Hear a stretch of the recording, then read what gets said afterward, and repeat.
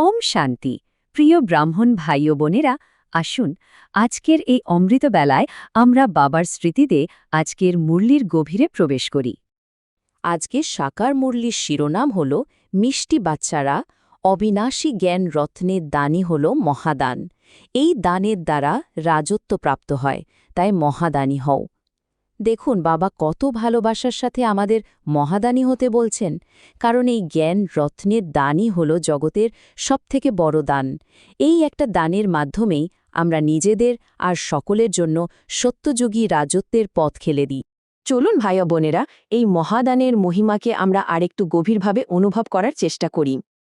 দেখুন, এই জগতের জাগতিক দান তো খুব অল্প সময়ের জন্য সুখ দেয়, তাই না? কিন্তু বাবা যে জ্ঞান ধন আমাদের দান করতে শেখাচ্ছেন, তা আত্মাকে সব বেকারের বন্ধন থেকে মুক্ত করে দেয়।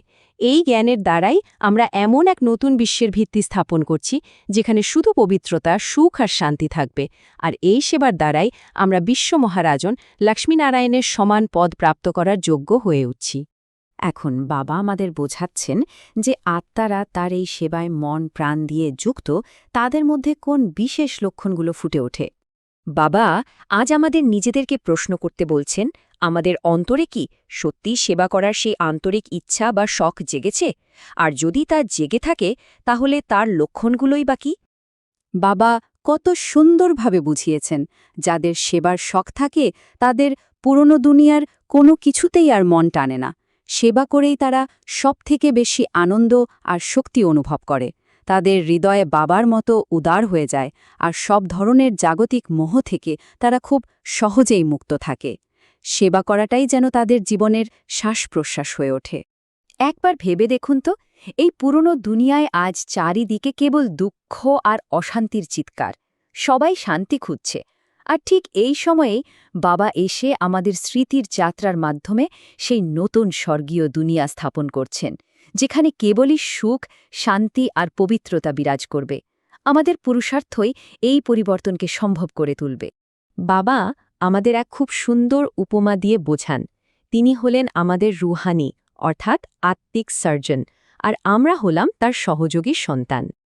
বাবা যিনি অবিনাশী সার্জন, তিনি আমাদের আত্মাকে জ্ঞানের ইনজেকশন দেন। এই জ্ঞান আত্মার সমস্ত বিকাররূপী রোগকে একেবারে মূল থেকে সারিয়ে তোলে। আমাদেরও কর্তব্য হল বাবার থেকে পাওয়া এই জ্ঞান ইনজেকশন খুব ভালোবাসার সাথে অন্যদেরও দেয়া, যাতে তাদের আত্মিক স্বাস্থ্যের উন্নতি হয়। এই দিব্য জ্ঞানের দ্বারাই আমাদের সম্পূর্ণ রূপান্তর ঘটে। আমরা শূদ্র অর্থাৎ বিকারী জীবন থেকে ব্রাহ্মণ জীবনে আসি, আর এই ব্রাহ্মণ জীবনই হল দেবতাপদে উন্নীত হওয়ার ভিত্তি। এই পবিত্র যাত্রা কেবল জ্ঞান আর যোগের মাধ্যমেই সম্ভব হয়। আসুন ভাই ও বোনেরা, এবার আমরা দেখে নিই আজকের মুরলি থেকে ধারণার জন্য বাবা আমাদের কোন মুখ্য পয়েন্টসগুলো দিয়েছেন। বাবা বলছেন, প্রথমত দিনরাত যেন সেবার চিন্তা নেই মগ্ন থাকি এবং সব ধরনের পুরনো মোহ ত্যাগ করি। আর দ্বিতীয়ত, বাবার সমান উদার চিত্ত হতে হবে। প্রত্যেক আত্মার নারী দেখে, অর্থাৎ তাদের আত্মিক প্রয়োজন বুঝে সেবা করতে হবে এবং নিজের তন মন ধন দিয়ে ভারতের কল্যাণে নিজেকে উৎসর্গ করতে হবে। এবার আমরা আজকের জন্য বাপদাদার দেওয়া বিশেষ বরদান আর স্লোগান শুনব। খুব মনোযোগ দিয়ে শুনবেন। আজ বাপ দাদার বরদান হল কি, কেনর প্রশ্নের জাল থেকে সদা মুক্ত থাকা বিশ্বসেবাধারী চক্রবর্তী ভব। বাপ দাদারের ব্যাখ্যায় বোঝাচ্ছেন, যখন আমাদের মন কি হবে, কেন হলো, এইসব ব্যর্থ প্রশ্নে আটকে যায়, তখন আমাদের সেবার গতিও থেমে যায়। তাই নলেজফুল হয়ে স্বদর্শন চক্রে স্থির থাকতে হবে, তবেই আমরা এ প্রশ্নের জাল থেকে মুক্ত হয়ে বিশ্ব কল্যাণের কার্যে চক্র লাগাতে পারব এবং চক্রবর্তীর রাজা হতে পারব। আর আজকের স্লোগানটি হল, প্ল্যান বুদ্ধির দ্বারা প্ল্যানকে প্র্যাকটিক্যালি নিয়ে এসো, তাতেই সফলতা সমাহিত হয়ে আছে।